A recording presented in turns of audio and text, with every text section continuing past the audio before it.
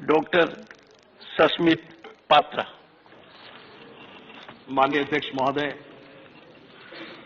आज इस घड़ी में जब हम आपको स्वागत कर रहे हैं, मैं मेरे पार्टी बीजू जनता दल की तरफ से हमारे माननीय नेता और माननीय मुख्यमंत्री श्री नवीन पटनायक जी की तरफ से हम आपको वेलकम करते हैं, अभिनंदन करते हैं और ये आश्वासन के साथ करते हैं मान्यवर कि जो लक्ष्मण रेखाएं हैं हमारी संसदीय विधि व्यवस्था की, वो लक्ष्मण रेखाओं को माननीय मुख्यमंत्री श्री नवीन पटनायक जी ने कभी लांघने का कोई स्कोप नहीं दिया और हमेशा से एक चीज हम सबको भी कहा है कि जब भी संसद में जाओ मर्यादाओं की रक्षा करो और संसद उचित तरह से चल सके इसका पूरा कोशिश करो। तो ये अवसर मैं लेना चाहता हूं मान्यवर, आपकी अध्यक्षता में, आपके मार्गदर्शन में बीजू जनता दल इस सदन में जो गरिमा है उस गरिमा को रखते हुए हमारे माननीय नेता श्री नवीन पटनायक जी के मार्गदर्शन में जो हमने सीखा है उसके साथ हम इस सदन को स्मूथली और सुचारू रूप से चलाने में आपका पूरा सहयोग देंगे। मान्यवर, मैं ये अवसर लेना चाहता हूं ये कहने के लिए that you are a distinguished man of law who is presiding on the highest house of lawmaking. And as a distinguished man of law presiding over the house of lawmaking, आपकी जो rich experience है, जो vibrancy है,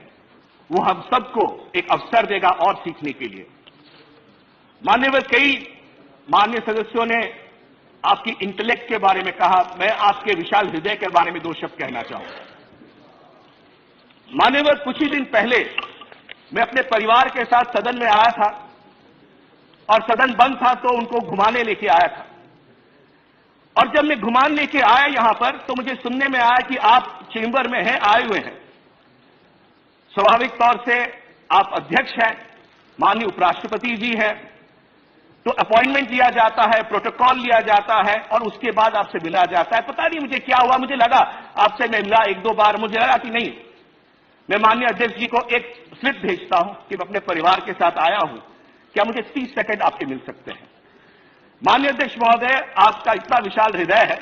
कि आपने सिर्फ दरवाजे नहीं खोले, आपका दिल का हृदय खोला, पूरे परिवार को अंदर बुलाया, चाय पिलाई, गपशप करी और मेरे बच्चों को भी आपने इंस्पायर किया।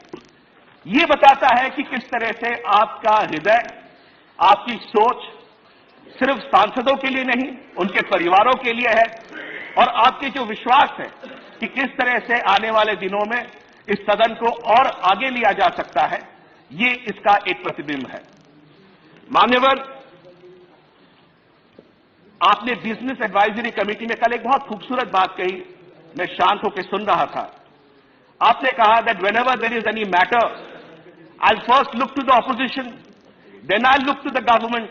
And then again I look to the opposition. That shows the strength, that shows your commitment, that shows your vision of running the house, sir. I thank you for that. मान्यवर, आखिरी बात कहूंगा,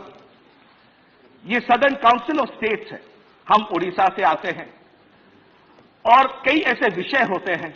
जो कि सदन में states के बारे में चर्चा होती है। मान्यवर, जब प्राइवेट मेंबर्स की तरह हम लोग आते हैं, हमारे जीरो आवर आते हैं, हमारे स्पेशल मेंशंस आते हैं, कई बार एडजर्न हो जाता है, धुल जाता है। मान्यवर, तो एक अपेक्षा यह है कि हम जो रीजनल पार्टीज हैं, हमारे पास ज्यादा स्कोप नहीं होता बिल्स पे चर्चा करने के लिए, तो ये जो जीरो आवर्स रहते हैं, स्पेशल मेंशंस रहते हैं, अगर इसमें कोई प्रावधान आप करें जिससे कि रीजनल पार्टीज जो स्टेट से चल के आती हैं इस काउंसिल ऑफ स्टेट्स में अपनी आवाज को और रख सके, ये काउंसिल ऑफ स्टेट्स का जो सोच है उस सोच को और गरिमा देगा। आखिर में मैं सिर्फ यही कहूंगा, उड़िया में दो शब्द कहूंगा कि आपको अनेक अनेक स्वागत, अनेक अनेक अभिनंदन, आमर समस्त शुभेच्छा आपण सहित रही, आपण सहित रहिबो, आपके साथ हमारी शुभेच्छाएं हैं, आपके साथ हमारा अभिनंदन है और हम आशा करते हैं आपके मार्गदर्शन में हम और आगे बढ़ेंगे। बहुत बहुत धन्यवाद।